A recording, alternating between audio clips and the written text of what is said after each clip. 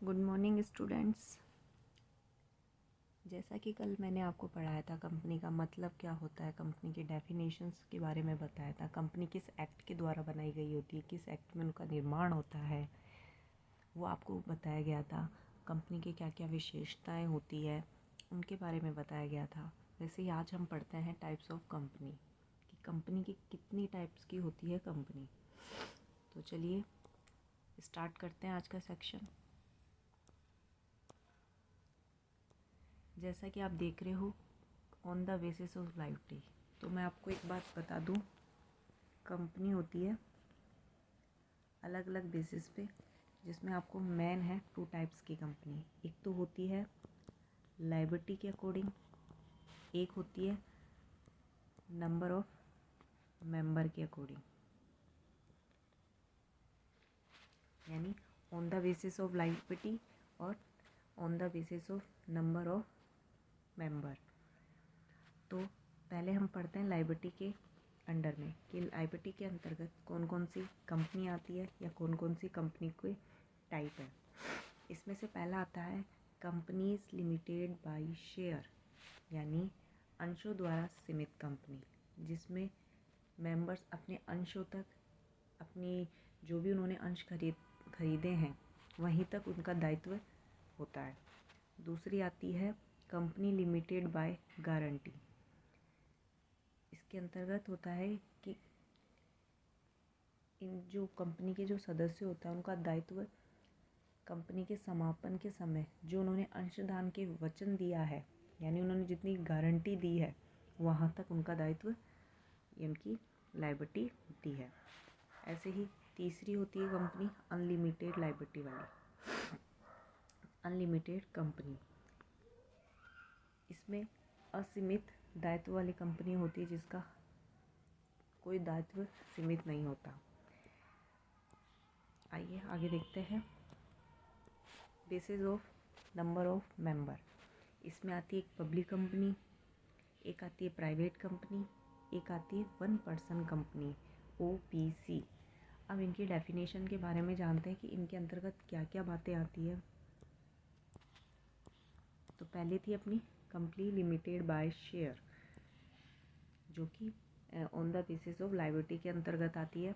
तो इसमें दे रखा है अपन को कंपनी लिमिटेड बाय शेयर, जो अपने अंशों तक ही सीमित है। इसमें क्या क्या है, in this case the liability of its member is limited to the extent to the nominal value of share. इसमें जो कंपनी के सदस्यों का दायित्व होता है, जो शेयर होल्डर का दायित्व होता है, वो ओनली उनकी नॉमिनल वैल्यू तक होता है।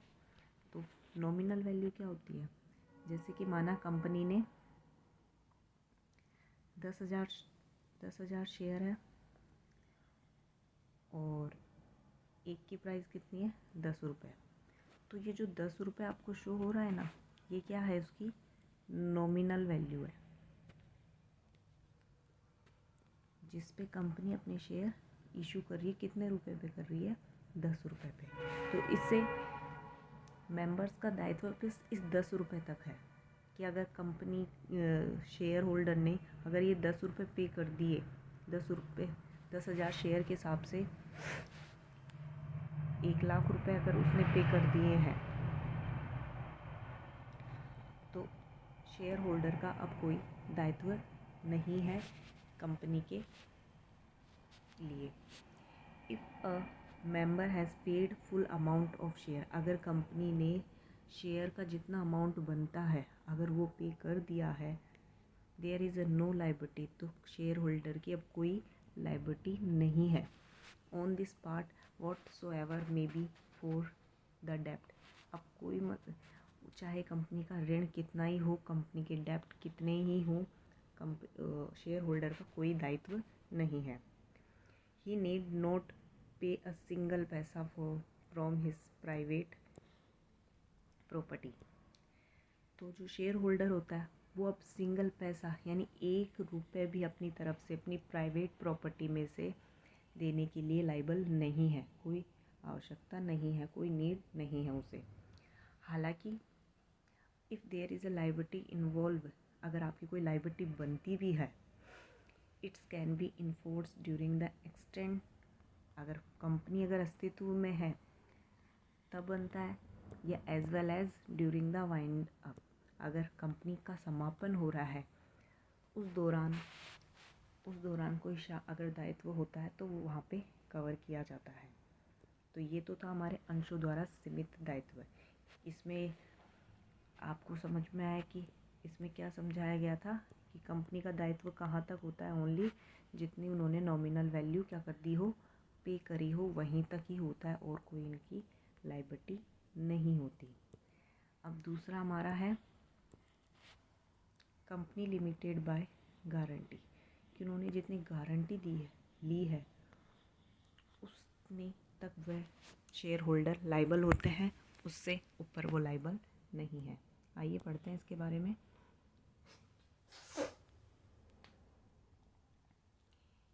In this case, the liability of its members is limited to the amount they undertake to contribute in the event of the company being wound up।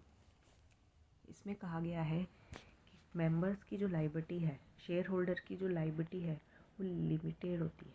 कहाँ तक, कौन से अमाउंट तक, उन्होंने कंट्रीब्यूट करने का क्या लिया है, गारंटी दी है समापन के समय, जितना उन्होंने वचन दिया है कि हम कंपनी का समापन होता है। तो एक एग्जांपल से समझते हैं कि एक शेयर होल्डर है एक्स नाम का, उसने लायबिलिटी दी है, उसने गारंटी दी है कि मैं 10 लाख रुपए तक क्या करूँगा, अगर कंपनी के समापन के समय अगर डेप्ट होता है तो मैं 10 लाख रुपए तक लायबल रहूँगा, 10 लाख मेरी पर्सनल एसेट्स में से चुकाऊँगा।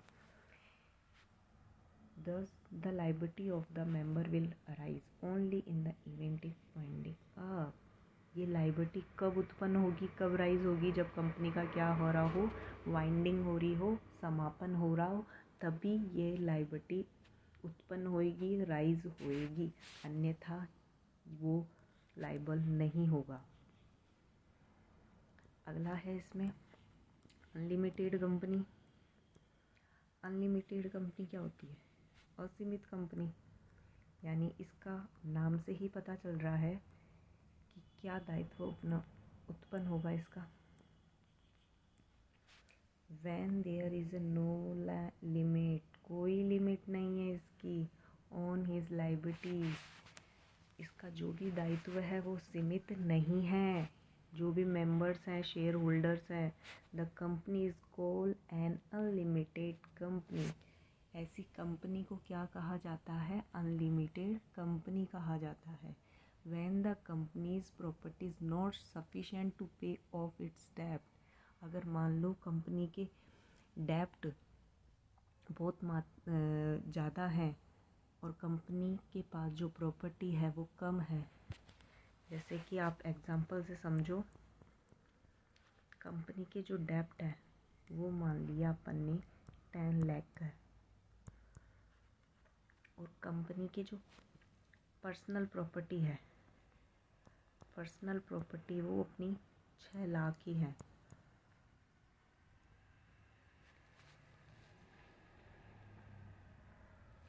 तो अब अनलिमिटेड कंपनी में क्या होगा, जो प्राइवेट प्रॉपर्टी है, किसकी प्राइवेट प्रॉपर्टी है, मेंबर्स की, जो उसके शेयर होल्डर है ना अनलिमिटेड कंपनी के, वो जो इनका रिमेनिंग अमाउंट होगा ना, कितना बचा, 4 लाख रुपए, वो कौन पे करेगा, मेंबर शेयर होल्डर पे करेंगे। Can be used for the purpose, इस पर्पज़ के लिए उसको क्या किया जाएगा, यूज़ किया जाएगा। दूसरे शब्दों में, the creditor can claim their dues from इस मेंबर।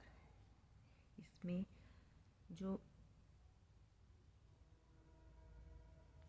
जो मेंबर्स होते हैं उनकी जो पर्सनल होती है, जो मेंबर्स होते हैं उनसे, जो हमारे क्रेडिटर हैं, जो हमसे लेने वाले हैं, कंपनी के लेनदार हैं, वो क्या कर सकते हैं, हमारे जो कंपनी के मेंबर हैं उनसे क्या कर सकते हैं, क्लेम कर सकते हैं कि हमें हमारा पैसा कीजिए। Such company are not found in the India, पर ऐसी कंपनी इंडिया में एग्जिट नहीं करती। किसके अकॉर्डिंग? कंपनी एक्ट के अकॉर्डिंग ऐसी कंपनियां भारत में नहीं पाई जाती। तो आपको तो ये हमारी है सदस्यों के दायित्व के आधार पर कि उनकी लायबिलिटी क्या क्या होती है। अब दूसरा जो हमने पढ़ा था मेंबर्स के आधार पर, नंबर ऑफ मेंबर के बेसिस पे, उसमें हमारा पहला पॉइंट था पब्लिक कंपनी। तो वो पढ़ते हैं पब्लिक कंपनी का क्या मतलब है। A public company means a company which is not a private company.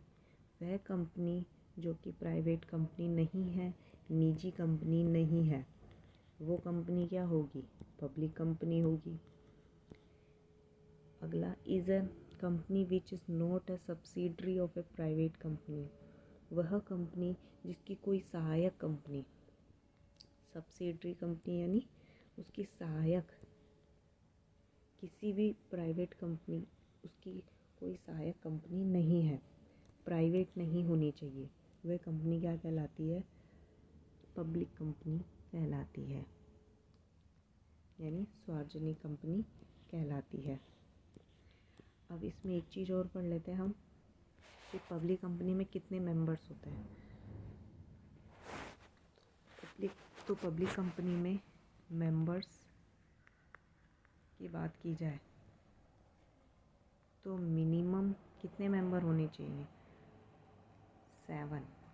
और मैक्सिमम की बात की जाए अगर पब्लिक कंपनी में मैक्सिमम कितने होने चाहिए, तो कोई लिमिट नहीं है इसके लिए, अनलिमिटेड है, कितने भी मेंबर्स हो सकते हैं।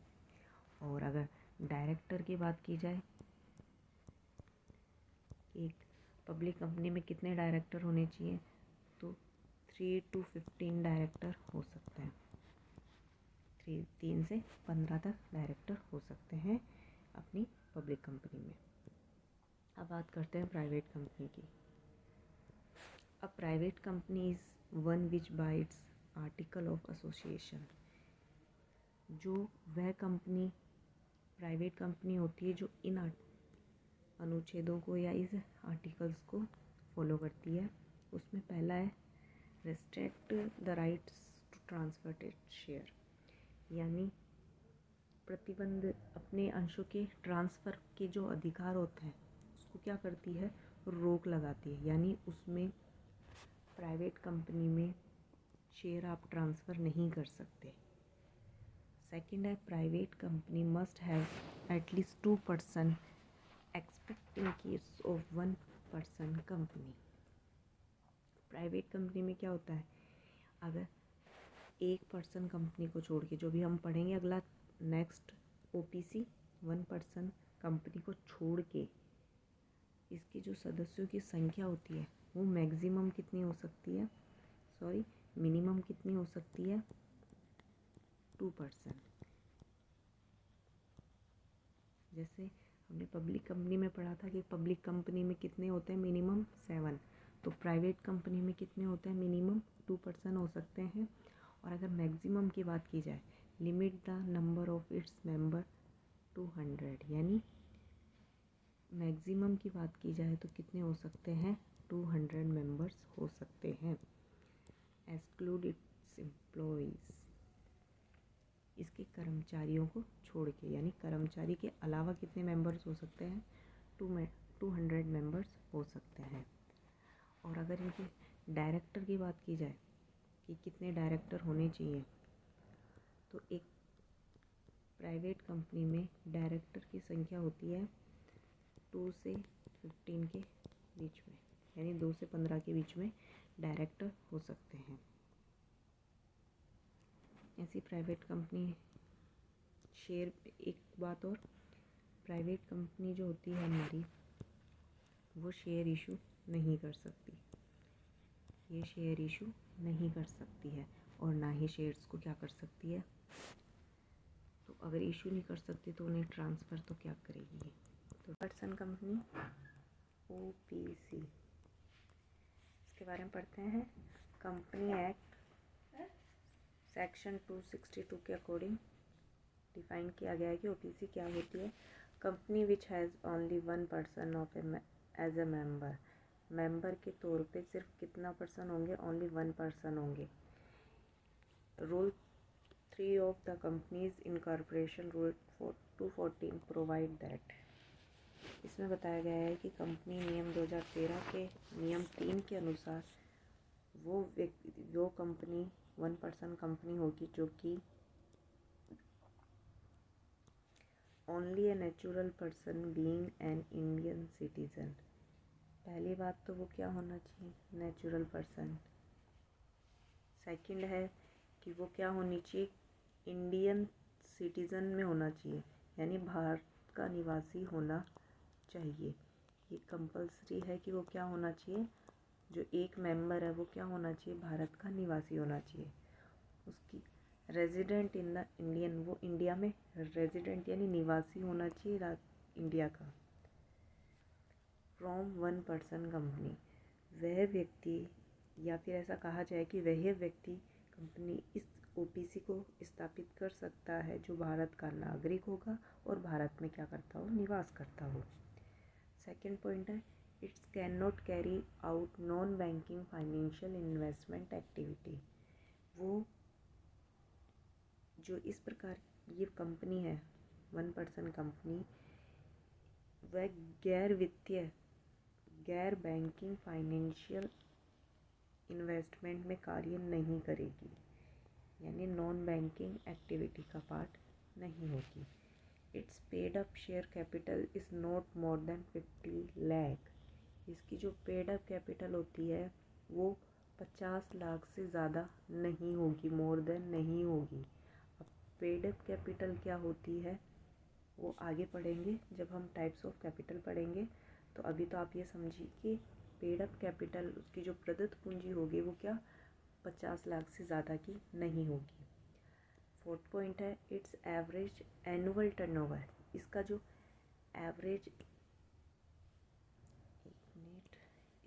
एवरेज एनुअल टर्नओवर होगा 3 इयर्स का जो टर्नओवर निकाला जाएगा वो डू नॉट एक्सीड, ज़्यादा नहीं होना चाहिए किसके, 2 करोड़ से, यानी 2 करोड़ से कम होगा तो वो वन पर्सन कंपनी हो सकती है। अगर 2 करोड़ से ज़्यादा हुआ तो वो वन पर्सन कंपनी नहीं होगी। तो चलिए आज इतना पढ़ते हैं, आगे कल कंटिन्यू करते हैं जिसमें शेयर कैपिटल के बारे में बताया गया है। Okay, thank you students.